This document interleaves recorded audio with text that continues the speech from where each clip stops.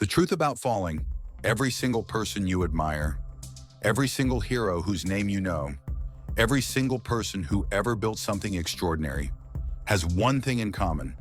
They've fallen. Some of them fell so far the world wrote them off. Some were laughed at, humiliated, even told they'd never recover. Some were buried under rumors, criticism, and the weight of their own mistakes.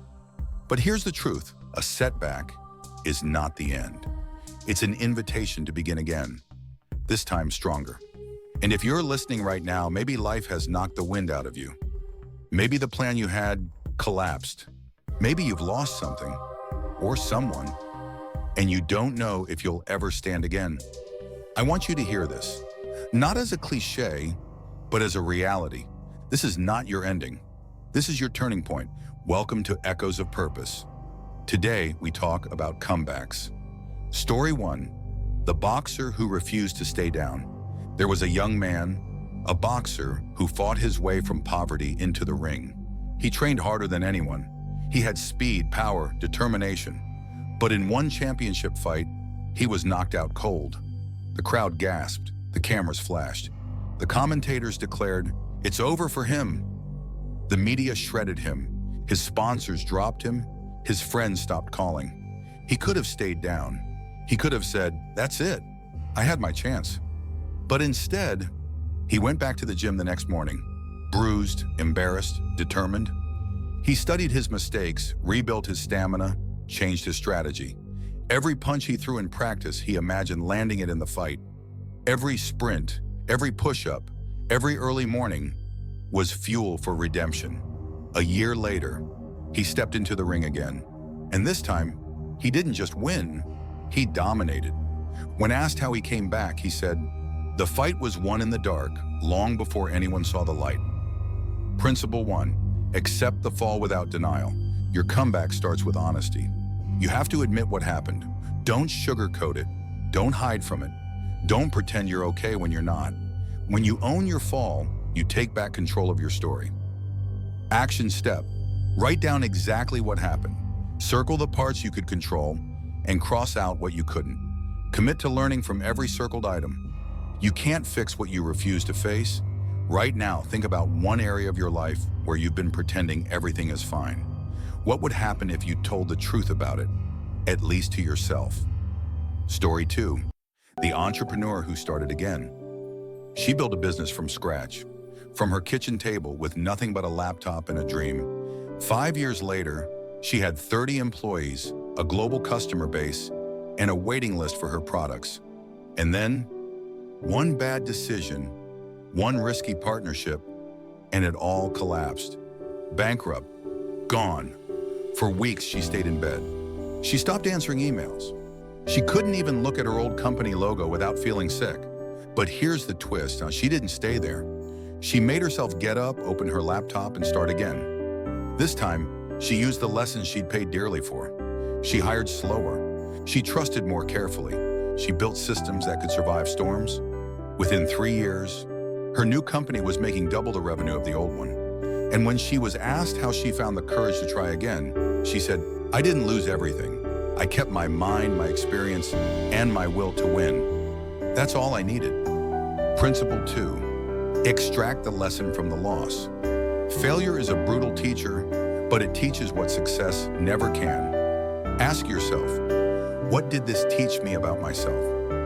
What will I never repeat? How can I turn this pain into power? The most successful people in the world aren't the ones who never failed. They're the ones who never wasted a failure. Action step: list 3 lessons your setback has given you. Write one way you can apply each lesson this month. Imagine yourself 5 years from now, looking back at this moment. What wisdom would you want to say you gained from it? Story 3, J.K. Rowling's rejection letters.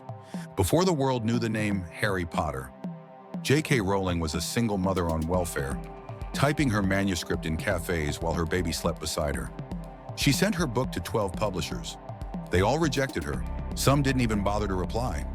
She could have given up. She could have believed them when they said it wasn't worth publishing.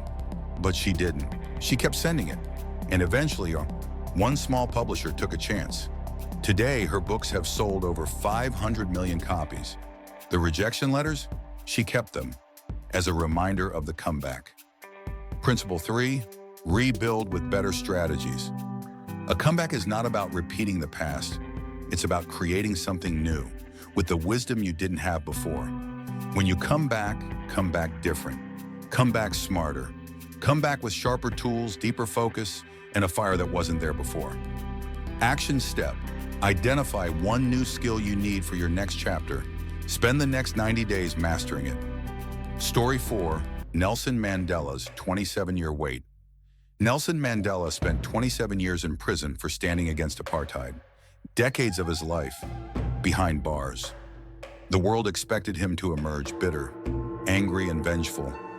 Instead, he came out a man of peace. He led South Africa into a new era, not through revenge, but through reconciliation. Mandela's comeback wasn't just political, it was moral. He showed the world that the most powerful comeback is one rooted in forgiveness. What grudges are you holding on to that are keeping you from your own comeback? Story 5, Walt Disney's early failures. Before Disneyland, before Mickey Mouse, Walt Disney was fired from a newspaper for lacking imagination. His first animation company went bankrupt, but he refused to let the setback define him. He built again, he dreamed bigger, and eventually he created an empire of imagination. His legacy? Proof that sometimes the people who doubt you are simply wrong. Principle 4, persistence outlasts talent. It's not always the most talented who succeed, it's the most persistent. If you can outlast the storm, you can outlast the competition. Action step. When you feel like quitting, ask yourself, if I stop now, will I regret it in a year? What's one small step I can take to keep moving forward today? Story 6, Oprah Winfrey's early rejection. Oprah was fired from her first TV job. She was told she wasn't fit for television. Today, she's one of the most influential media figures in history. Her comeback wasn't just about proving them wrong. It was about proving to herself that she belonged. Principle 5, define your own story. If you let others define your story, they will write you out of it. Take the pen back. Personal story, the lowest moment. I've had my own setbacks, moments where I thought, this is it, I'm done. There were nights I lay awake, staring at the ceiling, wondering how I'd rebuild. Days when the weight of disappointment made it hard to even speak. But I discovered something powerful. When you push through the lowest moments, when you choose to rise, you find a strength in yourself you never knew was there. You learn that you can survive more than you thought. You learn that rock bottom can become the solid foundation you build on. Final buildup. The version of you that's already made it. Right now, somewhere in you, is the version of you that's already made it. They're stronger, wiser, braver. They're waiting for you to take the first step. And if life has knocked you down, if you've lost something, if you've been humiliated, if you've been told it's over, this is your moment, not to give up, but to get up. Closing punch. Make it your loudest chapter. Scars are proof that you've survived, and the world doesn't remember those who never fell. It remembers those who refuse to stay down. So get up, take the next step, and make your comeback the loudest chapter in your story. Because here on Echoes of Purpose, we believe the echoes of your greatest pain can become the anthem of your greatest victory.